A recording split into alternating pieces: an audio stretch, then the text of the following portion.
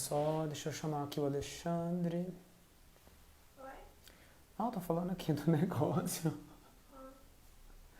E aí, Miriam, aparecendo por aí. Olha só o Alexandre aparecendo também. Deixa eu chamar o Alexandre. Alexandre, eu acho que você vai ter que fazer o convite aqui, pelo menos não tá aparecendo pra mim.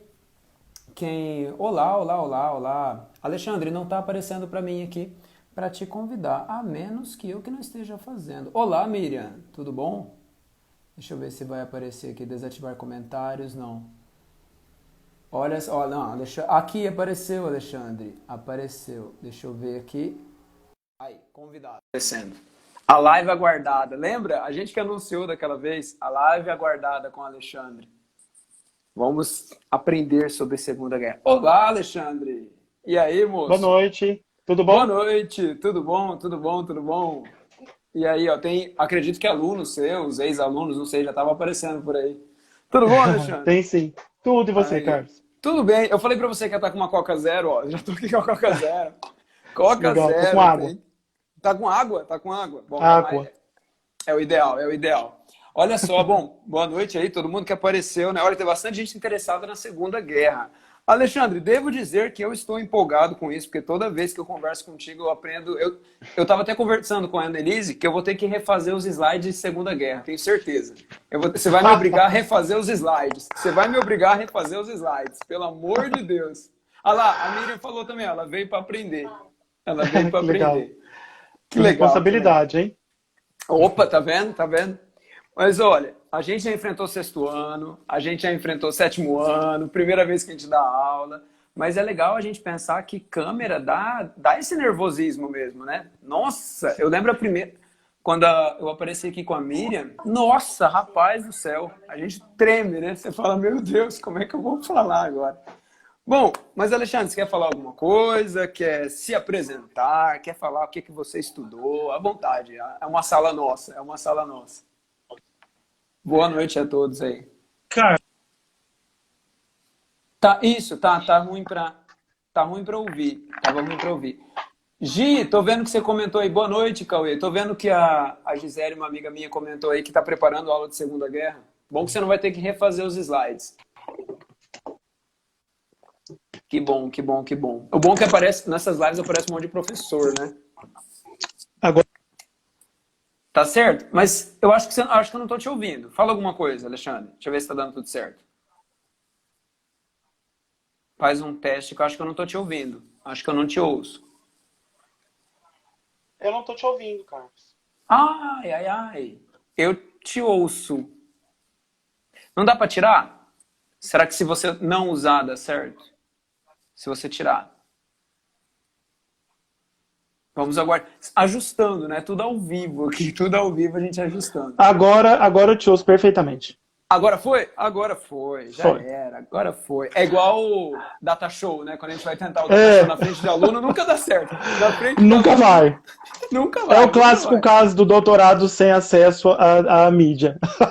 E você, eu julgava, quando eu estava lá na Unesp, eu julgava os professores. Eu ficava, Ó, caramba, esses professores com doutorado, não conseguindo mexer no data show. Vai eu mexer lá, apanho pra caramba. É apanho. maldição. No fone de É ouvido. maldição. Bom, mas Bom, e aí, meu nome é Alexandre? Alexandre. Eu estudei na Unesp de Assis, onde eu fiz toda a graduação, né? Esse percurso acadêmico, mestrado, doutorado. Fiz um estágio de doutorado lá na França, né, em Saint-Quentin, na UVSQ. E nas minhas pesquisas eu sempre lidei com esse assunto pelo qual eu sou apaixonado, que é a Segunda Guerra Mundial. Então, tanto no mestrado quanto no doutorado, essa temática apareceu, seja em imagem ou em texto, e desde então eu sou um leitor muito interessado nesse assunto. Que legal. E como, deixa eu já, eu sei que a gente colocou aqui pra gente conversar, eu tenho tudo anotado aqui à mão. Eu sei que a gente colocou para conversar sobre sua pesquisa no final, mas deixa eu já te perguntar, que curiosidade minha, de onde apareceu o interesse da Segunda Guerra? Teve algum um fato que te jogou para a Segunda Guerra? O nono ano, uma Ah, é? professora estava dando aula e ela começou a contar da história da guerra, né? E aí, quando chegou na Rússia, eu não comecei a ver muita lógica naquilo, entendeu? Mas eu falei, mas como que Você, ele quando invadiu? você estava Eu, no aluno, quando eu Ah, estava no nono ano. Aí eu falei, mas como que houve essa invasão e ele não sabia do inverno, do frio, do tempo? E aquilo chamou muito a minha atenção e desde então eu comecei a buscar, na nossa época, de maneira bastante analógica, né? Nossa, você foi muito eufemista, né? Bem analógica. É bem arcaica mesmo, algumas respostas para essas minhas dúvidas, né? E aí Uhum, surgiu uhum. essa minha paixão pelo assunto, né? Caramba, E eu não sabia que era do nono. Nossa, uma paixão do nono que te levou pro do doutorado. nono, exatamente, Caramba, exatamente. que legal, Alexandre, que legal. Olha, se você pode ficar tranquilo quanto aos comentários, que aí quando começar a aparecer pergunta, eu anoto aqui, aí depois eu te passo. Pode concentrar, que eu quero extrair conteúdo de você. Pode deixar que. Olha, eu anoto qualquer coisa que você precisar. Olha Muito só, obrigado. É. eu estou anotando aqui as perguntas, eu vou pegando aqui, Aham. até mandaram de aspecto, que aí depois eu te mando tudo. Bom, começou pelo nono ano. Aí você então já começou a faculdade de História com essa ideia de pesquisar a Segunda Guerra? Sim, sim. E aí lá na faculdade de História eu já procurei a professora que trabalhava com História Contemporânea, né? Que era a nossa querida professora Tânia de Luca. Tânia de Luca. Eu sou um bolsista, né, de pesquisa desde os tempos da BAE, da Bolsa BAE, para Hum. alunos, né, carentes. Uhum. E aí, a partir dessas pesquisas, eu fui para a iniciação científica e depois para o mestrado e para o doutorado. E sempre buscando lá no CEDAP as fontes referentes a esse período histórico. Caramba, eu não sabia, Alexandre, que era desde do nono. Eu não sabia, eu achei que tinha sido uma paixão da Sim, faculdade. Que não, não. legal. Olha, Inclusive o cresceu a doutorado, admiração. Carlos, o doutorado ele surgiu por acaso, porque eu estava procurando na estante virtual, aquele site para Uhum, livros baratos, né? uhum, Uma uhum. revista do mestrado ainda, e eu encontrei uma fonte lá que eu não tinha ouvido falar ainda na história da imprensa, e entrei em contato com a proprietária desse sebo, perguntando dessa revista, e ela me deu todos os exemplares da revista, 48 volumes dessa revista, que até então eu não conhecia, e ela só me cobrou o frete. E meu Caramba! doutorado é essa revista, entendeu? Que Nossa! depois eu vinha descobrir que é baseada numa revista francesa do mesmo período, né, que se chama Lemois, e por isso a França entrou nessa história, e por isso. Então, assim, uma coisa absolutamente aleatória foi Por, puxando por um causa fio de com uma o estante outro. virtual, você foi parar na França, então. Exatamente. Rapaz, que legal. Nossa. Não, bom, eu acho que todo mundo que está aqui já sentiu como vai ser a live, né? A gente fica 5 minutos conversando com você, já pá, um monte de informação. Meu Deus, meu Deus. Bom, aí você fez toda a sua pesquisa, toda a pesquisa desde a iniciação científica, mestrado, foi tudo com a Tânia. A Tânia foi Foi, tudo com a orientando do Tânia. começo ao fim. Foi, foi. E daí, quando chegamos lá na França para buscar, né, o Lemois, ninguém conhecia a revista lá na França também. Nossa, Então foi um desafio muito grande. Ela era impressa do lado do Louvre. E aí eu fiquei pensando, mas como que uma revista que é publicada do lado do Louvre e durante 8 anos, 9 anos, antes que ela só parou de circular por conta da invasão, né, uhum. alemã, e não havia estudo sobre ela também. Então eu fui em busca de um Nossa, paradigma, você. voltei com duas dúvidas, a minha e a de lá. E até hoje essa revista me persegue. Caramba, caramba. Nossa, mas o legal é que você então inovou, literalmente inovou, né? Foi uma área aí nova, já que não tinha nenhuma pesquisa sobre essa fonte, você inovando. Foi, foi. De Alexandre, que certa forma, legal. E uma sim. paixão. Eu tô impressionado com o nono ano. Eu tô impressionado. E você disse que o nome da revista é Le Mois Lemois. o mês? Lemois o Le mês. Mois? O mês. O Lemois. mês. Le Mois, que alguém Aham, pediu aí Le Lemois. Mois. Très bien, Uhum. que legal, que legal, que legal. Bom, aí a gente vai falar então. Eu acredito, até mandaram aí que 1 hora vai ser pouco. Eu acredito que 1 hora vai ser pouco, pelo amor, pelo amor. E aí, Alexandre, como a gente pensou, para começar assim sobre o impacto da guerra, Uhum. dizer assim, em linhas gerais, né? O que foi a guerra? É possível falar, Sim. Alexandre, a respeito de o número de países envolvidos, um balanço do número de mortos? Por que estudar a Segunda Guerra Mundial? Qual a grande importância dela na história contemporânea? Entendi. Olha, primeiro a gente podia pensar assim, o historiador gosta muito de problematizar, né? O próprio Ah, nome, amo, Segunda Guerra Mundial, já é amo. uma questão para a gente pensar, né? Porque, na verdade, a gente está usando um nome ocidental para o fenômeno, né? Porque a Segunda Guerra Hum, Mundial tem essa vinculação com a historiografia da França, dos Estados Unidos, que segue, então, a primeira, que aconteceu de 14 a 18, e a uhum. segunda, de 39 a 45. Porém, um dos maiores envolvidos nesse conflito, a União Soviética, não chama essa guerra de Segunda Guerra Mundial. Ela chama de Grande Guerra Patriótica. Então, para o Stalin, esse conflito não é a continuação do conflito de 1914 e 18. Ele é uma outra coisa, uma outra guerra, né? E eu queria começar lembrando que agora, no 75 anos do aniversário do fim, há 5 dias atrás o Putin deu uma entrevista onde ele diz que o Ocidente ele tenta perverter a história da Segunda Guerra Mundial. E isso demonstra o quanto para a União Soviética essa história está mal contada aqui nas nossas terras, né? É, ele disse o seguinte: não importa o que alguns tentem provar agora, a União Soviética e o Exército Vermelho fizeram a maior e a mais importante contribuição para a derrota do nazismo. O Putin Mas falou voltando, isso. o Putin disse isso dia 18 de junho. Caramba! Então é outro nome. Então aquela história de guerra europeia, aquela história toda de conectar a primeira com a segunda guerra, isso é só ocidental. Isso é do lado ocidental. Exatamente. Exatamente. E alguns autores aqui do Ocidente ainda vão além, né? E colocam todo esse período da primeira e da segunda dentro de uma só, que eles chamariam de uma guerra burguesa ou de uma guerra civil europeia, Isso, eu que já é vi o termo. é o termo utilizado por um historiador alemão, o Deve ser Ernest duro. Nolte. Mas Caramba! voltando à questão inicial que você colocou, né, é uma guerra, um conflito que destrói mais de 50 milhões de vidas e que vai da Argentina, aqui na América do Sul, até as Filipinas, né, no Oriente. Eu tenho a impressão, Alexandre, vê se você que ela é. Quando fala guerra mundial em relação à Primeira Guerra, é claro que ela envolveu todos os continentes e tal, mas eu tenho a impressão de que o adjetivo mundial ela cabe muito mais para a segunda, no sentido da amplitude mesmo, do alcance que ela tem, do que da primeira. Bom, enfim, você teria algo a dizer para isso? Eu vejo a segunda como, de fato, uma Sim, mundial.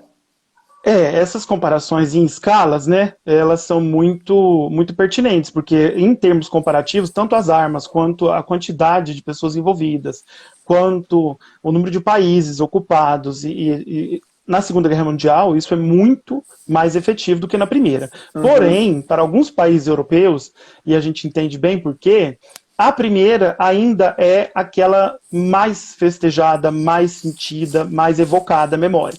Principalmente nos países ocidentais, como a França, por exemplo, Uhum. onde a Segunda Guerra Mundial é tratada como um período bastante conturbado, né? Um dos maiores historiadores franceses chama o período de os anos negros, né, os anos de trevas, Um Petan. e isso por conta do Uhum. colaboracionismo. E, no entanto, a Primeira Guerra Mundial é celebrada, tem parada de vitória, e a parada da vitória da União Soviética, né, em comemoração à Segunda Guerra Mundial, que eles venceram, é monumental, é um dos maiores eventos do ano. E eles Nossa. construíram museus gigantescos na Rússia, estátuas gigantescas em vários locais do território soviético que vivenciaram batalhas importantes. Então Muito tem mais do que uma no Ocidente, muito então. mais, é. Então tem uma estátua que chama Mamayev Kurgan, que é uma Facinho de mulher escrever. fascínio, que é uma estátua de uma mulher com uma espada gigante apontando para o ocidente. Ela fica no rio que os alemães tentaram ocupar, perto de Stalingrado, e esse é uma pequena elevação do solo, e aí eles ficaram lutando por esse território que dava acesso ao rio muito tempo, e perderam muitos soldados dos dois lados tentando ocupar esse território. E lá eles construíram essa estátua. Caramba! Cara, depois, por favor, você poste o nome dessa estátua, desse lugar no seu Vou Instagram, porque postar. todos vamos querer. Vou postar. Caramba, caramba. E, Alexandre, você falou dos 50 milhões de mortos, né, da Argentina a Filipinas. Gostei dessa comparação, dá para ter uma ideia. E das Uhum, principais consequências, que a gente pode dizer que ela... Eu sei que para a maioria das pessoas aí fica... A gente tem a noção do impacto da guerra, mas para você, eu uhum. gostaria de ouvir de você, qual seria a grande importância da Segunda Guerra Mundial? Olha, em primeiro lugar, a gente tem que pensar, como a Hannah Arendt dizia, né, na consequência da humanidade. Então, os homens, eles vivenciaram aquilo que o Nietzsche tinha predito no século XIX. O Nietzsche, o filósofo alemão, tinha dito que o progresso não levaria a humanidade para a felicidade. E quando você pensa que em 1943 os alemães estão criando uma base no Mar Báltico de mísseis teleguiados, que eles chamavam na época de avião sem piloto, uma tecnologia extremamente avançada, né? Da bomba atômica, etc., a gente Uhum. constata que nesse período os homens, como eles diriam na época, eles estavam estudando a tecnologia para o assassínio. Então, quanto Sim. maior o poder tecnológico de destruir o outro, melhor. Né? Então, é um período que marca a humanidade por essa técnica avassaladora, esse No padrão fetiche de da violência, né? técnica. Fetiche da técnica. Exatamente. Fetiche da Exatamente. Nesse técnica. momento. E isso é muito, muito grave, com consequências muito, muito destruidoras para os homens. Né? Uhum. Do ponto de vista também da geopolítica, há uma alteração profunda do mapa europeu e americano, porque a Segunda Guerra Mundial envolve potências que estavam há muito tempo acostumadas a fazer política no sentido diplomático, né? E os Estados Unidos, que estavam naquele momento engatinhando ainda nesse sentido. E isso vai dar um choque muito grande, e por isso que a gente pensa assim, o termo Nações Unidas, já no momento em que a União Soviética está junto, né, com os aliados contra a Alemanha, a gente imagina que eles são aliados, mas o próprio nome já diz, né, eles são apenas nações que se uniram contra o elemento comum, mas não há elo entre eles algum. E a propaganda Nossa. alemã vai sempre tentar minar essa união do comunismo com o capitalismo para derrotar o nazismo. A propaganda alemã é bastante efetiva nesse sentido e bate bastante nessa tecla. Então, o presidente americano, Roosevelt, ele vê o Stalin como um aliado, ele tem uma visão ingênua do que o Stalin quer fazer com a Europa. E o Churchill não.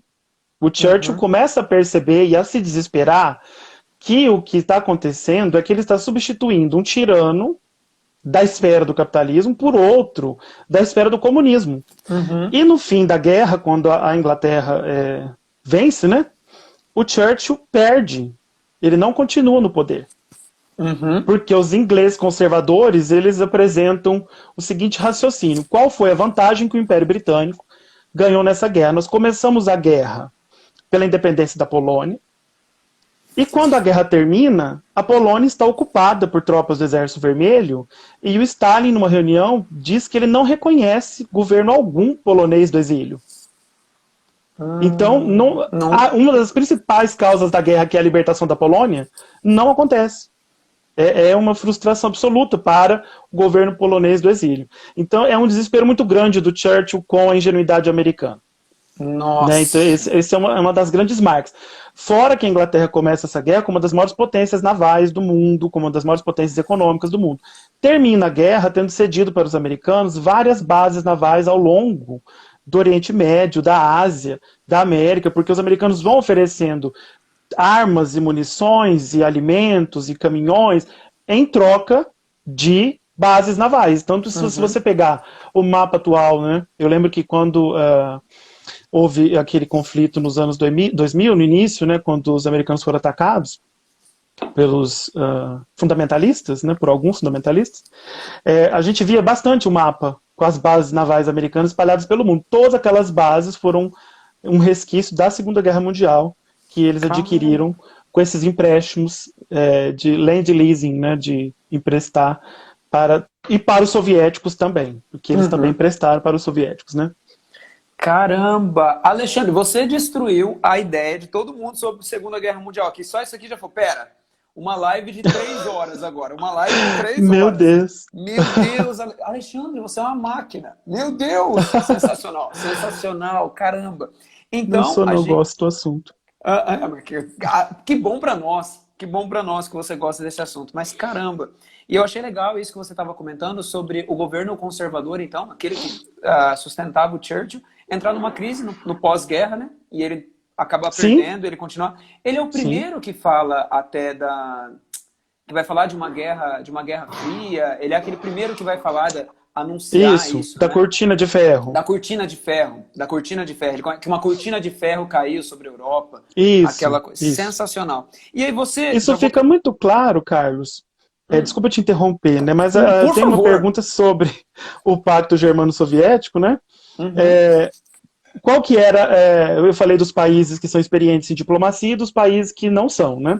E a Inglaterra é muito experiente em diplomacia, né? Ela é chamada nos circuitos assim do eixo de pérfida Albion, de uma ilha acostumada a enganar, né? E Uhum. os outros países. Vide o exemplo da independência do Brasil, do empréstimo ao governo nascente brasileiro e a relação com Portugal posteriormente, né? Até trazer Mas os auxiliar a britânicos, família real, né? exatamente. Mas os britânicos naquele período, onde o Hitler estava bastante claro já depois de Munique, que o próximo alvo seria a cidade livre de Danzig, que ficava na Polônia, esse era o ponto estratégico, era a requisição mais coerente dos alemães, era a cidade livre de Danzig, e o Hitler deixou por último essa requisição. Ele foi pedindo territórios ao longo da Europa, Memel, pediu depois os Sudetos da Tchecoslováquia, quando houve a invasão, né, depois do exército alemão, sem nenhum tiro, ele ocupou a região, ele chamou o presidente da Tchecoslováquia, na Alemanha, e disse a ele que ele ia convidar os alemães a ocupar o restante do país. Aí o presidente passou mal, desmaiou, voltou a si, o Hitler estava esperando. E ele então depois pede essa invasão do território. E aí então Hitler ocupa, né, desfazendo então a Conferência de Munique por completo. E aí os ingleses, irritados com a ocupação de Praga, eles garantem Danzig, nessa cidade do corredor polonês. E se você pegar o mapa europeu depois e olhar, você vai ver que o último espaço europeu que os ingleses podiam garantir era esse. Porque ficava, além de muito longe, além de muito difícil acesso, muito mais próximo em tempo de ser atacado pela Alemanha do que ajudado pela Inglaterra. Então os ingleses pretendem cercar a Alemanha pela diplomacia. Então eles entendem o seguinte: vamos fazer uma aliança anglo-franco-soviética. Vamos cercar a Alemanha, Uhum, porque para dar um cerco. pavor dos alemães é uma guerra em duas frentes, né? Então Uhum. ele pensa, então vamos dar esse nó nos alemães, os generais alemães tinham pavor dessa ideia mesmo. E eles enviam para a União Soviética, então, isso é badalado em toda a imprensa, todo mundo, né, tem conhecimento disso, comissários para fazer esse pacto, né, soviético, franco-britânico. Só que ao chegar lá, eles são recebidos pelo Stalin, e o Stalin faz duas perguntas aos enviados. Primeira pergunta: vocês têm poder de decisão do que foi feito aqui, né? Ou seja, tudo que a gente decidir aqui já é válido? E eles Uhum. respondem que não. Não, porque nas democracias eles têm que voltar para o país, apresentar aquilo para a Câmara, e aí isso será votado e depois aprovado. Falaram Esse isso é pro um Stalin. grande... Isso. E esse é um grande mal que os homens daquela época apontam para o regime democrático. Que na democracia tudo é demorado, enquanto os regimes de força decidem na hora, né? Então, essa é uma grande diferença da época que os homens naquela época repetiam. A Então, fraqueza da a democracia, né? fraqueza dos regimes democráticos, a lentidão, a corrupção. E o segundo ponto que o Stalin pergunta é: em caso de um ataque alemão à União Soviética, o Exército Vermelho poderá entrar na Polônia para se defender? E aí eles têm que perguntar isso para os poloneses. Evidente que o Stalin já sabe qual será a resposta da Polônia. Os Uhum. poloneses dizem que de jeito nenhum, porque com os alemães eles perdem o país, com a União Soviética eles perdem a alma. Então eles não vão aceitar esse pacto e muito menos que o Exército Vermelho entre no território polonês. Isso se arrasta durante o mês de julho, até que o Stalin, percebendo que a Inglaterra pretende jogar o Hitler contra o leste primeiro, para Uhum. depois enfrentar o Hitler, o Stalin dá, eu sempre dou aula, quando eu estou dando aula para o ensino médio, eu brinco, né? Ele faz um gesto sutil de carinho para o Hitler. O Ah, meu representante, Deus. o representante da União Soviética para relações internacionais é judeu. Ele se chamava Maxim Litvinov. E nesse momento, o Stalin tira o Litvinov de campo. Ele destitui o Litvinov, judeu, e coloca no lugar dele um senhor chamado Vyacheslav Molotov. E essa troca é entendida pelo Hitler como um sinal de ele está me querendo. Uhum. E é aí que a gente Deu vai match. ter a nossa primeira... Exatamente, a nossa primeira grande aula do Tinder político, né? O que o Hitler faz? Imediatamente o Hitler pede para o Ribbentrop, o ministro das Relações Exteriores da Alemanha, o próprio ministro, não dois representantes sem poder algum, mas o próprio Ribbentrop, voar até Moscou. E ele voa, e aí ele chega lá, o aeroporto de Moscou está todo decorado com suásticas, o que é algo inimaginável, porque esses dois núcleos, comunismo e nazismo, eles lutavam ao longo de todo o globo, né, um contra o outro, e vários assassinatos ao longo de toda a história europeia, e eles assinam lá o Pacto de Não Agressão teuto-soviético. Então, no outro dia, o Pravda anuncia, o jornal, né, oficial do partido, Pravda anuncia que a União Soviética tinha firmado um pacto de não agressão com os alemães. E isso é uma água muito gelada na diplomacia europeia. Então Hitler, com isso, tem o leste livre, não precisa se preocupar com uma invasão, e agora ele pode se voltar, né, para o oeste, para as terras que ele gostaria de invadir inicialmente, né? Só fazer um pequeno parêntese aqui, a gente lembra de um território da França, entre aspas, da França, né? Porque ele foi de várias, várias potências. Germano por muito tempo, né, dona França? Exatamente. Né, dona França? Então a gente lembra desse território que foi em 1871 invadido, ocupado. Depois, em 18, retomado pelos franceses. Depois, em 40, retomado pelos alemães. E depois, em 45, retomado pelos franceses uma vez mais, né? Então, esse território da França é um território que tem uma história muito particular. Então, você tem avô que é alemão, com um neto que é francês e lutando de lados diferentes, né, das fronteiras, dependendo de que período histórico a gente está tratando. Então, esse é um parêntese. Região da Alsácia e da Lorena, muito interessante, né? Isso é interessante, né, Alexandre, que isso perdura até hoje. Eles falam ainda, tem o alsaciano, né, o dialeto de lá com mistura francês e alemão, e lá o partido lá da extrême droite, né, da extrema direita da Marine Le Pen tem tanta força.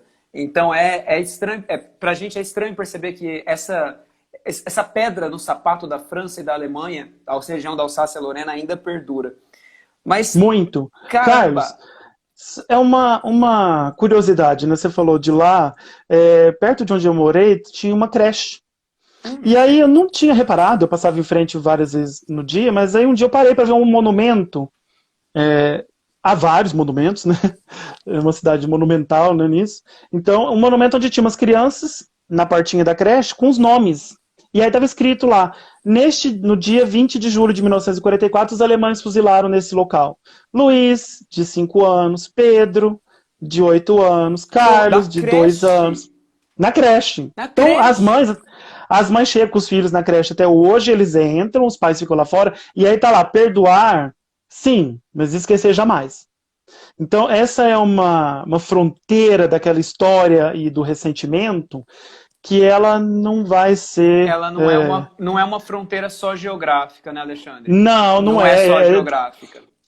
O Lucien Febvre tem um livro que chama O Reno, onde ele vai estudar a formação desses dois países separados por esse rio tão importante. E ele vai mostrar como, ao longo da história, né, franceses e alemães começam a adotar culturas tão díspares, né? E você nota isso nos mínimos detalhes. A arquitetura. Nos mínimos detales. Totalmente diferente. Você está em outro lugar. Os nomes, eu não sei pronunciar os nomes eu sei Estrasburgo, só. O resto dos nomes a gente não sabe pronunciar. Entendi. Alexandre, você falou do pacto, você falou da libertação da Polônia, né, a primeira intenção. E aí, e tem mais algum... A gente colocou aqui os antecedentes, né, uma causa imediata. Tem mais algum dos antecedentes que você gostaria de enumerar e de enriquecer essa nossa conversa aqui dos antecedentes da guerra? Assim, entre as causas principais, né, a primeira de todos é o revisionismo da Alemanha em relação ao Tratado de Versalhes, né, que o Hitler vinha rasgando ao longo do tempo, porque era um tratado que os alemães chamavam de Diktat, ou seja, era uma ordem, né, que era absurda, tem em alguns artigos, né, o artigo, se eu não me engano, 234, dizia que os alemães eram os únicos responsáveis pela Primeira Guerra Mundial, e nós sabemos que isso inexiste, politicamente falando, né, estrategicamente falando. Uhum. Um segundo seria o revanchismo de alguns países, né, da França e da Inglaterra também, a disputa com os mercados, né, entre alemães e ingleses, que também aconteceu nesse período, e isso aconteceu em vários países do mundo. E os alemães, eles criaram um sistema econômico, isso é muito pouco citado, inclusive, mas a pessoa que criou, inclusive, ela é chamada de um mago das finanças. Ele chama Hjalmar Schacht. Então, o que ele fez? Ele criou uma moeda que era compensada, o marco compensado. Então, como é que a Alemanha negociava com os países do mundo? Bilateralmente. Isso já feria os americanos que, né, pretendiam que o comércio fosse multilateral. Isso já era uma afronta para britânicos, ingleses e franceses. Perdão, americanos, britânicos e franceses. Uhum. E aí, o marco compensado funcionava da seguinte maneira: os alemães exportavam produtos técnicos, né, trator, máquinas, etc., e importavam matéria-prima. Então, na grande maioria das vezes, o marco compensado servia para que os alemães tivessem sempre um saldo positivo com nações de países pobres, exportadores de matéria-prima, como Brasil, Argentina, Chile, nesse período, e que os alemães, então, não usassem o dólar para essas negociações internacionais, nem outro padrão, o ouro, nada, e eles sempre ficavam com crédito nas nações, porque o trator, ou a máquina de escrever, ou qualquer outra máquina que eles criassem, ia ser muito mais caro do que 100 toneladas de algodão, de borracha, de cacau. Então, ao longo de toda a década de 30, o sistema de marco compensado permitiu que a Alemanha eliminasse uma preocupação, que já era uma preocupação da guerra, que era da manteiga e da carne. Porque os alemães pensavam na fome que eles tinham passado na Primeira Guerra Mundial, né? Uhum. Então, como eles acumularam tudo isso durante muito tempo, num sistema econômico que não gerava déficit para a economia nas relações internacionais, muito pelo contrário, a Alemanha era superavitária com o Brasil, com o Chile, com a Argentina, com a Bolívia, com todos os países que eles negociavam, tanto da América do Sul quanto da Europa Central. Isso foi genial do ponto de vista econômico. Nossa. E é muito pouco citado. Né, eu nunca ouvi. O sistema de marco compensado. Fez toda a diferença. E ele não foi, isso é uma outra coisa a ser explorada, porque o Schacht, que é esse mago das finanças, ele foi julgado em Nuremberg e ele não foi condenado à pena capital, muito pelo contrário, ele nem ficou entre os enforcados, nem preso, né? Porque ele era do sistema financeiro. Bom, sendo que teve uma base tão grande. Então, é uma economia maquiada que preparou eles muito bem para a guerra, né? Que acabou evitando um déficit. Ela não era maquiada, ela era construída de uma maneira genial para isso. Porque uma das impressão que é falso, né? Não. E o Hitler tinha pessoas ao lado dele bastante, como é que eu diria? Bastante sagazes para algumas ideias. Estou me referindo especificamente à economia e à propaganda, por exemplo. Né? O Hitler foi um dos primeiros a criar um ministério exclusivo para propaganda, e em alemão o nome gigantesco, Reichsministerium für Volksaufklärung und Propaganda, que é um ministério do Joseph Goebbels, que é o ministério de Joseph Goebbels, conhecido, por aplicar umas estratégias que a gente vê até hoje em qualquer canal de televisão. Então, uma das primeiras teorias do Goebbels é que a propaganda tem que ser simples, direta, né, e construída para gravar na mente das pessoas. Então, se a gente pegar o slogan da Bayern, por exemplo, que é uma coisa assim, se é Bayern, é bom. Grava, né? Grava, acabou. Acabou. E é uma coisa assim, centenária, não precisa explicar muito, né? E ele foi fazendo pequenos slogans com outras coisas muito bem mais terríveis, né? E esse ministério também foi muito importante para a gente tentar enxergar a coesão interna da Alemanha, porque o que o Hitler tinha vivido e dito, e escrito também, é que a Alemanha jamais veria novamente um novembro de 1918, porque para os alemães o fim da Primeira Guerra Mundial representa uma traição gigantesca ao povo, aos soldados e a todos aqueles homens que ainda estavam ocupando alguns territórios onde eles tinham sido vencedores, E aí eles Uhum. recebem a notícia de que a guerra foi perdida. Então, para eles, aquele momento é de uma traição gigantesca. E aí eles vão buscar esse culpado, né? O Sim, culpado da sim. traição. E aí eles vão chegar no elemento judeu. E isso é uma outra diferença muito grande, porque vai ser, inclusive alguns autores chamam o Terceiro Reich, né, de um estado racial. Uhum. De um estado onde há uma preocupação, uma Urpreocupação em alemão, uma preocupação primitiva com a questão racial, né? Só, Carlos, que essa preocupação racial, e a gente começou a guerra falando do nome e tocando na União Soviética e no Putin, ela também depois é retomada na União Soviética. Porque é uma coisa também pouco estudada no Brasil e muito pouco citada, é que todo esse antissemitismo que o Hitler usou nos anos 30, o Stalin vai usar nos anos 40 e 50. Quando os dois se chocam em 41, o Stalin ele constrói uma rede de apoiadores judeus. Ele cria um comitê judaico para ajudar a União Soviética no esforço de guerra. Quando a guerra acaba, e isso está em todo o livro didático de história, muitas vezes está escrito assim, o maior crime da Segunda Guerra Mundial, o Holocausto. O Uhum. maior, né? Então, Uhum. Uhum. e o Stalin diz textualmente, não há sofrimento maior do que o do povo soviético. Então não reconheço o Holocausto, não reconheço o sofrimento de povo judaico, absolutamente nada disso. E aí ele começa a Nossa! perseguir todos os elementos do comitê judaico que ele criou e assassiná-los. E Meu depois Deus. ele pega as leis do Hitler dos anos 30, de proibição dos judeus na imprensa, de proibição, e aplica-as novamente entre 40 e 50. Nossa! Então, E ele esse território. fica. Me corrija se eu estiver errado, o Stalin é até 56, não é? Ele ainda dura um bom tempo, até a década de 50, acho que é 56, a morte do Exatamente. Stalin. Exatamente, 56. exatamente. Então, essa perseguição aos judeus continua na União Soviética pós-Segunda Guerra. Continua pós Segunda Guerra Mundial. Só para a gente voltar naquele período do Pacto de Não Agressão, tem um filme excelente Opa! que se chama Katyn. Esse filme é muito bom. Ele é Muito excelente bom. porque ele mostra exatamente esse momento da aliança que as pessoas desconhecem, né? Ele começa numa ponte, as pessoas se encontrando nessa ponte, uma fugindo do oeste do exército alemão, a outra fugindo do leste do E dá exército vermelho. desespero naquela E hora, né? eles pensam que o exército vermelho vai salvar a Polônia e eles estão ocupando a parte polonesa Eu lembro que o que coube a começo, eles.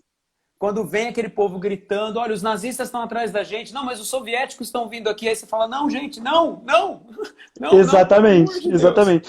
E você sabe que em 2010, se eu não estiver enganado a data, pela primeira vez, porque Katyn envolve um problema muito grave. É, O massacre de quem, Katyn, né? quem assassinou foram os soviéticos. Uhum. Quando a Alemanha invade a União Soviética, eles desenterram todos os corpos e culpam os Os soviéticos. nazistas. Quando Não, há a contraofensiva soviética, quando a União Soviética contra-ataca, eles desenterram de novo as pessoas e ocupam a Alemanha nazista. E isso ficou, a história muitas vezes é escrita apenas pelos vencedores, né? Isso foi ficando como se eles tivessem, né, sido as vítimas. Só que em 2010, pela primeira vez, os russos, né, agora, iam assumir essa culpa, né, e pedir perdão aos poloneses. E um avião saiu da Polônia com o presidente da Polônia, Wojciech Kostunica, se eu não estou enganado da época, mas 97 líderes, o presidente da Câmara, do Senado, líderes da sociedade civil. O avião caiu na floresta de Katyn e morreu a cúpula do país todo. E aí a 2010. Polônia, 2010, a Polônia se viu novamente sem nenhuma liderança. Então, assim, um local que eu sempre digo para os meus aluninhos não frequentarem, não passarem Katyn. perto. Katyn, não sobrevoe, não vá, não Não vá, fuja. não. Mas é seguro a gente ver o filme de novo? É seguro recomendar o filme? Porque agora eu tô até com medo. Agora não é seguro. Caramba, É seguro. caramba. Mas eu não sabia que tinha tido esse movimento dos russos assumirem, fazer esse perdão à Polônia por causa de Katyn. Caramba, meu Teve Deus. essa tentativa, teve A tentativa, né? A a tentativa. tentativa.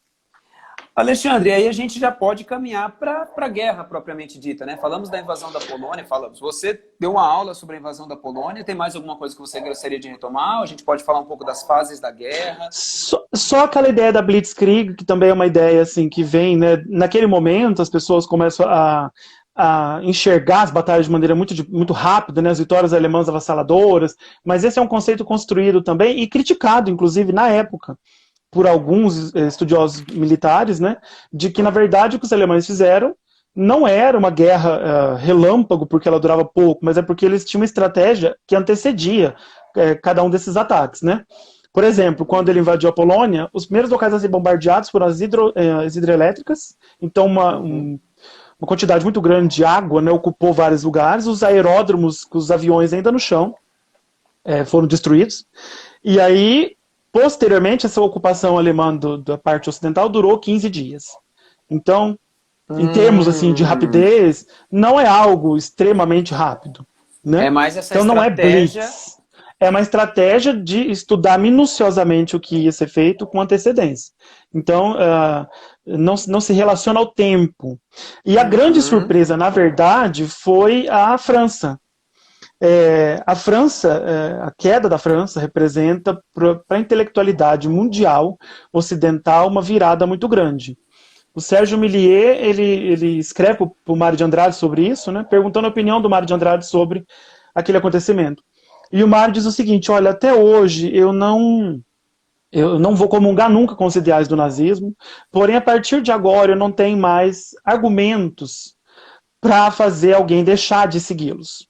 Porque é o tamanho dessa derrota para o lema da bandeira brasileira, a ordem e progresso, a filosofia, a literatura, tudo que nós aqui no Ocidente julgamos, uma né? Quebra, né, da cultural, uma quebra de todos os paradigmas, de toda a mentalidade, porque isso vai mudar bastante. Eu consegui pegar vislumbrar isso um pouco, Alexandre. Eu não conheço nem metade do que você sabe sobre a Segunda Guerra, mas eu vi isso um pouco. Sabe aquele livro da Carolina Nabuco, a filha do Joaquim Nabuco? Ela escreveu uma autobiografia chamada 8 Décadas, e lá ela fala do período da queda da França. Aí ela diz que na casa dela, então você imagina, né? A aristocracia, a carioca e tal, e ela comentando que era o que se falava em casa. A França caiu, ou seja, o mundo não tem mais esperança, é uma outra Exatamente. Época. É uma outra época. E, inclusive, o Getúlio Vargas, nesse momento, né, ele faz um discurso bastante efetivo. Ele escolhe o momento ideal, né? Até alguém me perguntou sobre o Brasil, né? Sobre qual foi a postura do Brasil nesse momento. Sim. E o Brasil, nesse momento, adotou uma política externa que ficou conhecida como equidistância pragmática.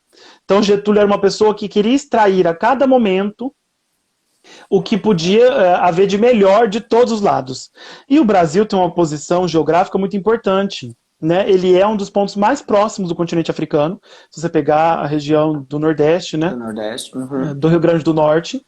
Então, o Brasil ele tem uma vasta área de terras ainda inexploradas, uma jazida, uma gama riquíssima de minerais, de coisas que os alemães podiam explorar.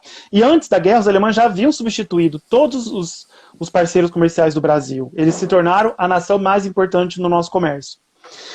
Com aquela história do marco compensado que eu estava te falando anteriormente, né? Sim. Então, a guerra vem cortar esse fluxo, mas os alemães tinham prometido para o Brasil uma série de coisas. Vendeu armas para o Brasil, que o Getúlio fez questão de fazer esse navio com essas armas chegarem até aqui, apesar dos britânicos quererem, né, parar o navio no Atlântico. E os alemães também prometeram ao Brasil a construção de uma usina que o Brasil precisava para se desenvolver. Quando os americanos começam a se envolver nesse conflito, e a queda da França, o Getúlio Vargas, o Roosevelt faz um discurso no dia 10 de junho, falando das democracias, da força das democracias. No dia 11, o Getúlio faz um discurso falando que as democracias estão em ruínas, que eles estão em frangalhos, que elas estão acabadas. E aí o Oswaldo Aranha, que dentro do governo brasileiro, nós temos pessoas que defendem a Alemanha e pessoas que defendem o eixo. O Oswaldo Aranha é americanófilo, é o ministro das Relações Exteriores, e alguns generais do exército são germanófilos, né? E o Oswaldo Aranha se desespera com o discurso do Getúlio e fala, olha, você não pode dizer isso, você tem que falar exatamente o contrário disso. Nós não temos condições de enfrentar nada disso, né? E dia 29 o Getúlio vai fazer um outro discurso.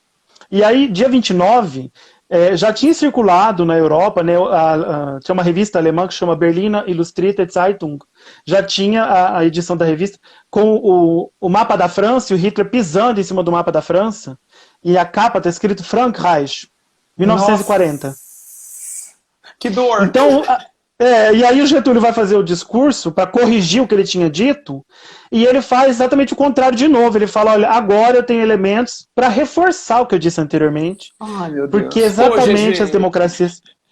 Só que ele está fazendo isso porque ele quer forçar os americanos a comprar o nosso apoio com base nas nossas requisições. E nessa época o Brasil tinha duas, basicamente. Era equipar o exército e fazer com que a gente tivesse a nossa usina. Uhum. Né? Por isso, assim, o grande problema que nós temos com a Argentina atualmente também vem desse período.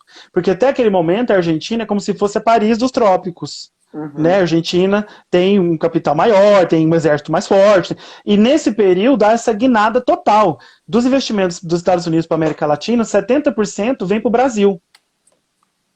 Então, a partir da Segunda Guerra Mundial, o Brasil, apesar de não ter adquirido muitos materiais de guerra novos, né, o Brasil sobrepõe todos os países da América Latina em investimento americano.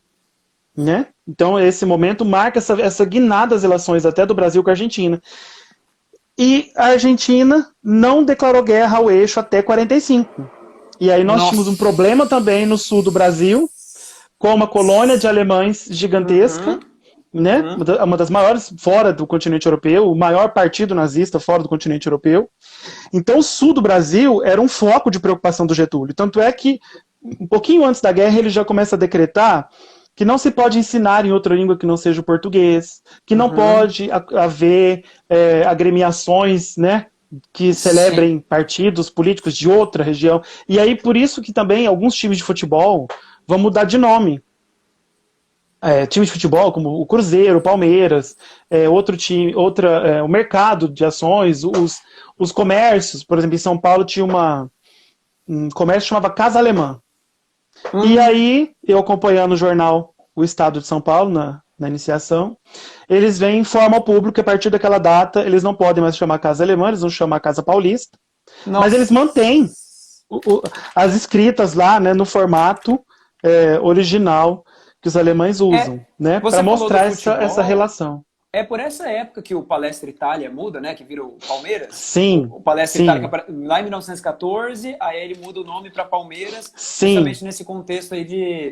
Exatamente, de uma inimizade com a Alemanha. De guerra, né? Foi de inimizade, de guerra com a Alemanha. Exatamente, porque é um time fundado por bastante italianos, né? E até hoje tem essa ligação muito grande com o bairro onde ele está em São Paulo. Então, por isso que nós temos essa consequência aí. Nossa, e é legal, Carlos, porque isso... Diga. A gente estava comentando lá da França, quando a França foi derrotada, eles tinham que assinar o armistício em algum lugar. E telefonaram para o general francês responsável pela assinatura e perguntaram onde ele estava. Ele falou, je vais en wagon, eu estou no vagão. E aí os generais falaram, qual vagão? O Hitler mandou abrir uma clareira na mesma floresta em Compiègne, na França, buscou um vagão na Bélgica, onde os alemães tinham assinado a derrota da Primeira Guerra Mundial, colocou no mesmo lugar, no mesmo lugar, chamou o general francês e pediu para um correligionário assinar naquele mesmo local a derrota da França para os exércitos alemães. Então eu sempre brinco também dando essa aula, eu falo, não basta vencer o inimigo, tem que humilhar. Tem que humilhar. Porque o que o Hitler fez nesse momento, repetindo o que os alemães já tinham feito, coroando Guilherme II em Versalhes, foi fazer essa humilhação de ir lá no mesmo local com os objetos históricos. E nisso eles eram bastante meticulosos, né? Antes da guerra começar, o Hitler tem uma preocupação muito grande com a Itália do Mussolini. Porque o Mussolini é outro personagem histórico controverso, né? E assim, diante do Hitler ele parece uma pessoa um pouco menor, menos importante, mas em 1938 ele era uma das únicas pessoas capazes de parar o Hitler. Então o Hitler começa anexando a Áustria, né? O Anschluss, que era proibido pelo Tratado de Versalhes. E antes ele manda um bilhete para o Mussolini perguntando o que o Mussolini faria. E o Mussolini responde nada, não vou fazer nada. E o Hitler, então, ocupa a Áustria sem dar nem tiro, né? Nossa. E aí o Hitler responde para ele: eu jamais esquecerei do dia 10 de março de 38. O Mussolini será capturado pelos aliados na invasão que os aliados fazem na Itália. E ele é preso num castelo. E o Hitler manda a divisão de paraquedistas alemães libertarem o Mussolini. Ele é libertado, reinstalado no poder. E o Hitler manda para ele a coleção das obras completas do Nietzsche, do filósofo Friedrich Nietzsche, né? E com o bilhetim disse que jamais me esqueceria do dia 10 de março de 38. Gente, que Então, love. no meio de um momento onde ele está Eles estão em cercado quase derrocada, já. né? Eles estão em Eles derrocada. estão cercados ainda, né? Só que eles têm, os alemães ainda têm a expectativa de que as armas maravilhosas, né, vão libertar os alemães e vão expor os aliados a uma derrota muito grande, né? Nesse momento já tinha acontecido Stalingrado, mas ainda havia várias ações aí para que os alemães ainda continuassem controlando bastante do território europeu, né? Uhum. E Portugal era aliado, então a Espanha também era um aliado, então era praticamente uma ocupação que ia da Península Ibérica até quase o Volga. Nossa Senhora. É uma coisa que me impressiona, Alexandre, quando eu penso que isso faz 75 anos. Então, quando a gente pensa que Sim, não completou 100, sabe, que sim. alguém com 80 anos, minha avó tem 88, minha avó estava vivíssima nessa época. Isso Sim. é impressionante, é Mas impressionante, você é sabe, algo assim de terror. você tocou num assunto assim, todo mundo que me conhece sabe que eu sou apaixonado pela minha avó, né? E ela faleceu com 101 anos. E aí eu Uhum, fui perguntar para ela, ela nasceu em 1915. Aí pensei, bom, ela já sabia disso, ela já tinha ouvido isso. Eu fui perguntar para ela, antes de entrar na universidade, se ela tinha alguma memória da Segunda Guerra Mundial. Ela falou, tenho. E eu fiquei super empolgado, né? Falei, vamos vixe. pensar já numa. Vou estudar minha História avó. oral. História oral História com a oral, avó. História métodos, oral com a fontes, avó. etc. E aí ela falou assim: foi terrível. A gente teve que fugir para Beraba. Minha avó é de Minas. Falei, para Uberaba, mas por que fugir para Uberaba, né? Como assim? Aí ela disse para mim o seguinte: os polistas queriam tomar o Brasil de nós. Minha avó era uma mulher muito simples. Eu falei, os paulistas queriam tomar o Brasil do céu. E aí, quando a gente foi estudar na universidade, eu conheci o livro do Rony Citrinovics, que chama Guerra Sem Guerra. E lá nesse livro ele mostra que não existe memória da Segunda Guerra Mundial no Brasil. A nossa guerra é a constitucionalista. E aí eu Sim, lembrei da minha avó fugindo para Uberaba. dos paulistas. Exatamente. Ah, Entendeu? ah. Então não temos monumentos, não temos grandes acontecimentos, não temos Eu acho que absolutamente aqui nada. no. Me corrija se eu estiver errado, Alexandre, mas eu acho que a memória que nós temos aqui são dos pracinhas, né? Os pracinhas que Sim, acabaram virando aí monumentos de memória, que todo mundo conhece um pracinha, conversa com outro, mas nada, uma memória coletiva não se estabeleceu. mas isso não se estabeleceu também, é importante lembrar, porque os pracinhas representavam a derrota do Estado Novo. Então Hum, o Getúlio não vai empreender ação alguma para valorizar, para construir, erigir monumento para pessoas que estão lutando pelo regime democrático, quando o Estado Novo é uma ditadura. E apesar de o uhum. Brasil ter entrado na guerra ao lado dos aliados, nós temos pessoas que estão circulando na Europa, por exemplo, o Júlio de Mesquita Filho, que foi exilado do Brasil, o Getúlio tomou o jornal da família dele, né, Uhum. tomou o jornal da família, colocou um interventor lá e ele foi viver na França e nos Estados Unidos. Onde Oswaldo Aranha vai,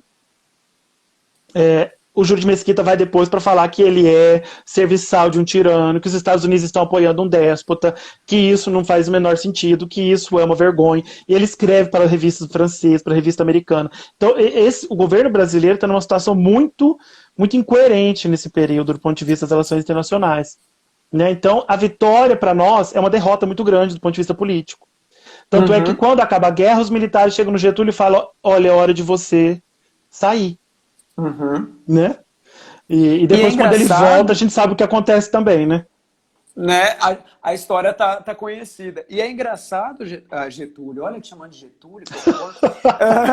E é engraçado, Alexandre, que o Getúlio ele é tão marcado por essa preocupação, né, de erigir monumentos, vai fazer lá monumentos no Sul e vai fazer isso com essa preocupação toda com o patrimônio, do Estado intervir no patrimônio, e com os pracinhas condenados ao ostracismo aí por representar a devota dele. Exatamente, exatamente. Que Nós não temos, se você coisa. for verificar, né, nem mesmo na nossa historiografia, na nossa, Não não tem. existe uma área de estudos como existe na Europa, né, na Alemanha, na França e na própria Inglaterra, que é um país que nos anos 60 viveu um Hitlerwelle, uma onda de Hitler, todo mundo estudando Hitler, né, em vários centros universitários diferentes, tanto que até hoje, assim, o que chega até nós em português, a maioria são traduções da historiografia britânica. Então, o Ian Kershaw, o Robert Latley e outros autores que são todos desse período histórico aí que eu estou me referindo, né, segunda metade do século XX. E nós aqui no Brasil, nós temos alguns estudos em algumas regiões do Brasil sobre isso, mas não há uma celebração. Por exemplo, o que vê na França, né, o túmulo do soldado desconhecido. Uhum. Que Nós tem não toda temos. uma que tem toda uma coisa, e nós temos soldados que foram para lá, né? Nós temos Exatamente, soldados, nós temos participou. uma liturgia, né? A E gente pode dizer até que essa memória é mais da televisão brasileira do que da historiografia brasileira de maneira geral. Né? Que com aquelas nossa, novelas fizeram muito sucesso de enterrar a medalha do filho que morreu na guerra. nossa. E Não sei se você se lembra dessa novela. na pesquisa, eu sempre, né, quando vai falar essas novelas, eu penso Terra Nostra, essa coisa toda de novelas antigas. Mas O Rei do Gado. o rei do... Ah, tinha de enterrar medalha? Não lembro dessa Sim, de enterrar do rei do gado. Preciso rever o rei do gado. sim. Reveja. Nossa, Tem eu amo Segunda a Guerra novela. Mundial, tem Segunda Guerra Mundial até no Rei do Gado. Nossa, preciso rever, preciso rever. E na historiografia também, quando você fez a pesquisa, você também sente essa falta nas pesquisas que são feitas aqui no Brasil. A Segunda Guerra não tem tanta voz? Não, sim, tem uma historiografia muito importante do Rio de Janeiro, principalmente do Francisco Carlos, né, que trabalhou com temas muito importantes nesse período, sim. Mas não eu quero dizer que não existe um campo Sim. historiográfico firmado sobre este assunto. Porque Uhum, muita literatura entendi. do período analógico vem para nós em línguas, como diria minha tia, em línguas estranhas, né? Você tem que aprender a orar nas línguas estranhas primeiro para ter acesso a esses recursos de leitura, porque não existiam traduções, né? Apenas a literatura Sim. britânica. Isso eu senti muito isso, Carlos, na defesa, porque era muito cobrado uma leitura do Hobsbawm, que é um dos maiores autores, sem dúvida, do século XX, né?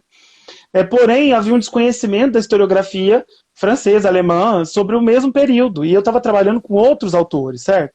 Então havia coisas assim, mas você Certo. não vai citar o Hobsbawm aqui nesse momento? E eu falei, não, eu não acho pertinente, eu acho que outros trabalharam melhor com esse tema e tal, né? Mas porque existe essa vinculação Só nossa a essa literatura, né?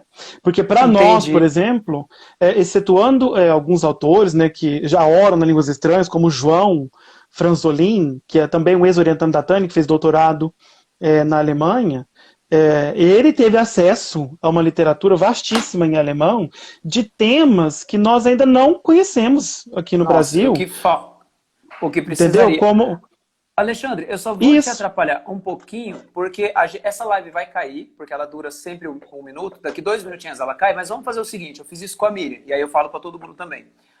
Eu Uhum. vou baixar essa live, ela vai cair, aí eu começo outra live, aí você entra só para você finalizar, para falar de livros, aí a gente pode depois fazer uma outra live outro dia, para você falar do restante da guerra. Mas só para essa live não ficar inconclusa, e eu não quero interromper seu pensamento, então a gente faz assim, eu vou encerrar essa, abro outra, e aí você manda lá o convite, aí todo mundo que está aqui também está convidado, já continuar na live, igual a gente fez da última vez, Miriam. Acho que a Miriam está aí ainda, só para você continuar o papo, por favor. Beleza? Então, Tranquilo. ó, eu vou encerrar isso aqui, vou abrir a outra já. Então, gente, vamos para outra live agora. Vamos continuar o papo na outra live. Vou derrubar isso aqui, tá, Alexandre? Aí eu começo a outra. Tranquilo.